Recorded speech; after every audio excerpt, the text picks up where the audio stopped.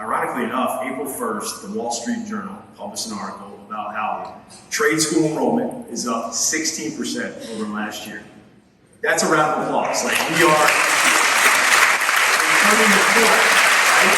So, Mike, why do you think this is taking place? Why are we finally starting to see maybe a little bit of light here? Because the evidence demands a verdict. You're talking about stigmas and stereotypes and myths and misperceptions that surround the trades.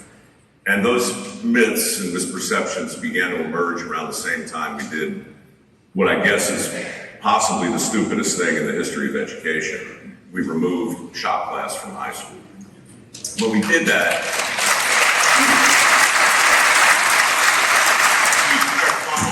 we put on the scale, right? In a really foolish way. That happened around the same time that higher education got a much needed PR campaign.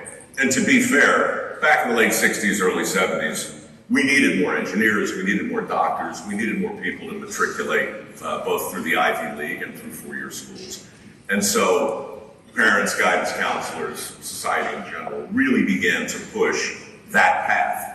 But what happens with PR, and I'm sure you guys have seen this in your own way a gajillion times, what happens is it always goes too far. Yeah. So we weren't content to merely promote the benefits of a four-year degree. We had to do it at the expense of all the other forms of education. So for the last 40 years, kids have gotten a pretty steady diet of, if you don't get your credential, if you don't get your diploma, you don't get your degree, you're screwed, right? You're gonna wind up turning a wrench. You're gonna wind up working in some facility, right?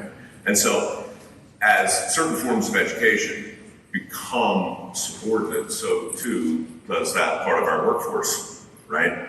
And that's basically what's happened. Long story short, in 2009, and this is really where the story kind of begins, every single day in the newspapers, to your point, we saw headlines about the number of people who were unemployed. But on dirty jobs, everywhere we went deep, we saw help wanted signs. And that was crazy to me. How can 12 million people be out of work and we have these 3 million jobs that nobody can fill? Jobs that don't require a four-year degree, but training. And why is it, by the way, that at that same time in history, we had nearly $1 trillion in student loans on the books? Why, in other words, were we telling a whole generation of kids that the best path for the most people was the most expensive path when all this opportunity was sitting there that didn't require the aforementioned degree? So I started this foundation called Mike Rowe. And it began as an attempt to shine a light on those opportunities that nobody cared about. Flash forward, it's 2024. We have over 9 million open positions today that don't require a four-year degree. We have $1.7 trillion of student loans on the books. Clearly, I've made things worse.